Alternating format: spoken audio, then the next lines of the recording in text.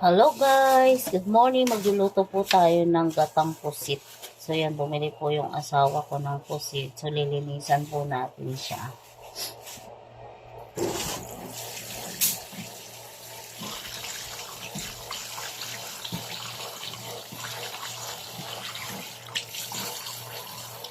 So tatanggalin lang natin yung pinakaano niya, ngipin niya.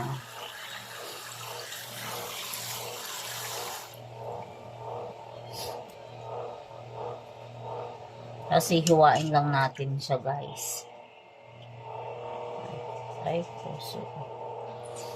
Ano yung mata niya? May tilapsik.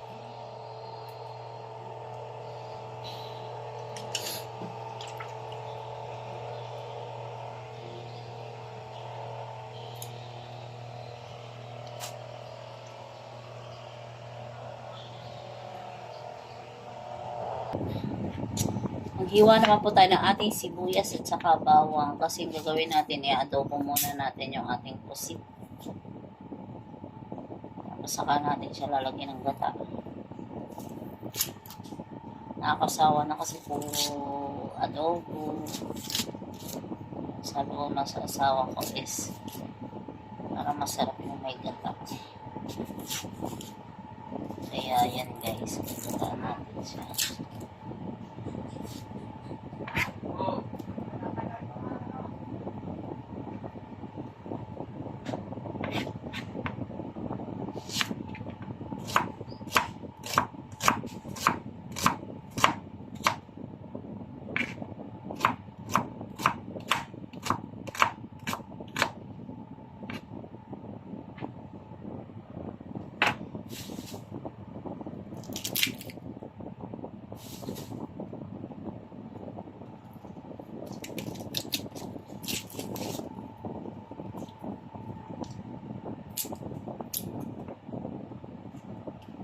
Sibuyas, bawang lang naman po ilalagay natin dito.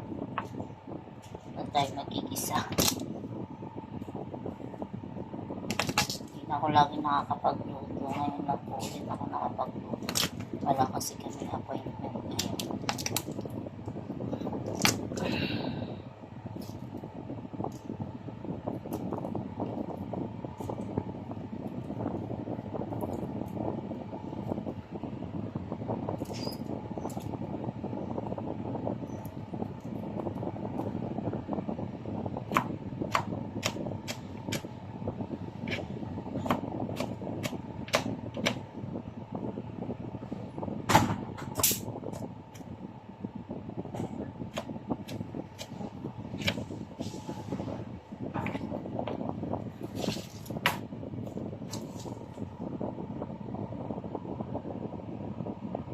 Yan guys, mag-upisa na po tayong magluto ng ating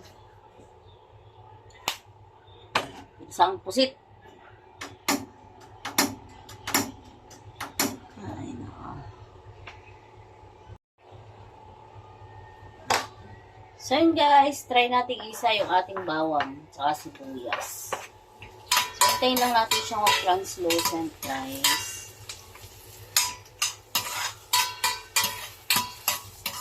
Tapos saka natin siya ilalagay yung ating pusit.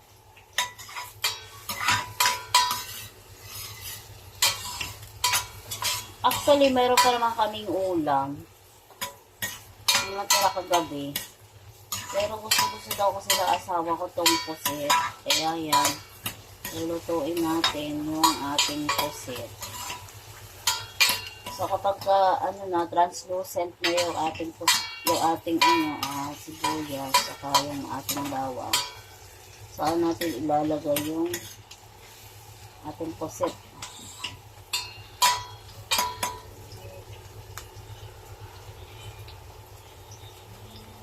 So guys, ilagay na natin yung pusit natin.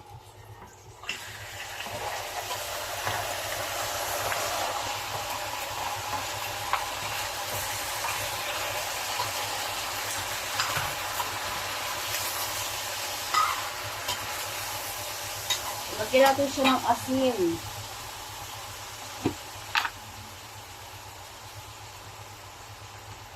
Asin po at paminta. paminta po yung ating ilalagay.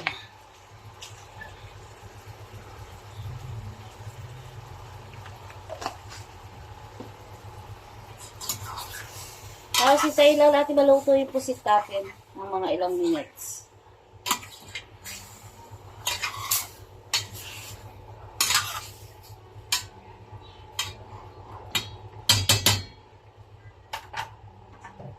Takpan lang po natin siya hanggang sa maluto ng konti.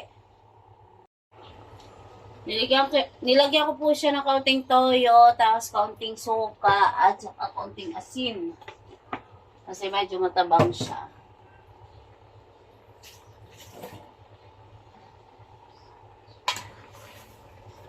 Asin lang po, tsaka paminta yung ginamit nating pampalasa, tsaka kaunting suka.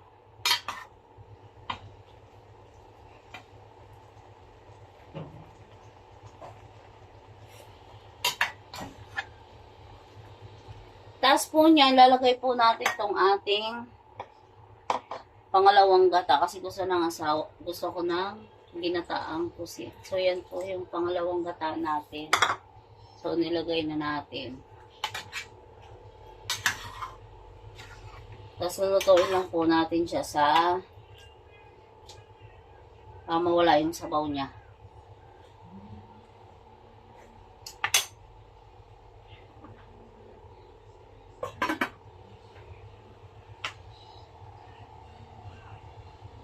Guys, pag kukunti na yung ating tubig, so ilalagay na natin yung kunti na yung sabaw natin. Lagay natin yung ating malapot na gata. So, parang kulang yung gata natin. Kaya lang natin siya lumapot.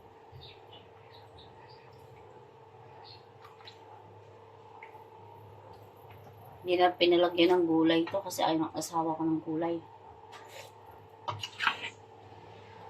Hintay lang natin siyang maluto ang sabaw.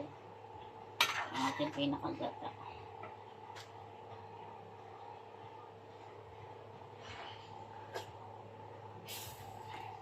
Ano po yung lasa niya, yung sabaw na lang.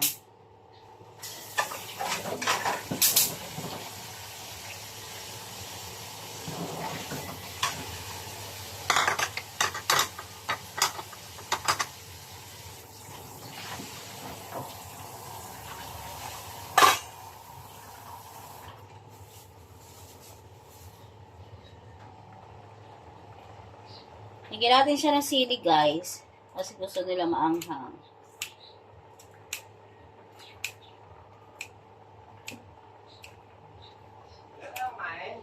Ha? Tignan mo kung luto na to. Ang lasa? Para pang restaurant eh. Oy, naman. Binubulak ng aking asawa. Hindi nga. Ang bula ay natalbog. Ikaw kinatalbog. Ano lasa? Masarap nga. Hindi mo ipaliwanag sa sobrang sarap. Oh. Takam, yummy, yummy.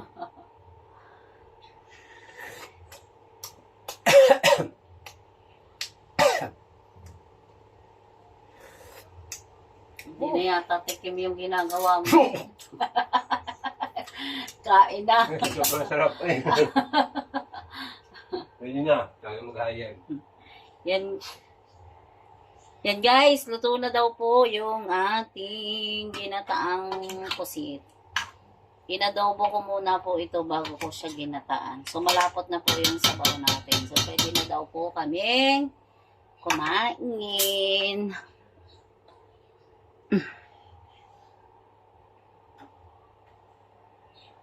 Thank you guys sa panonood. God bless po sa inyo.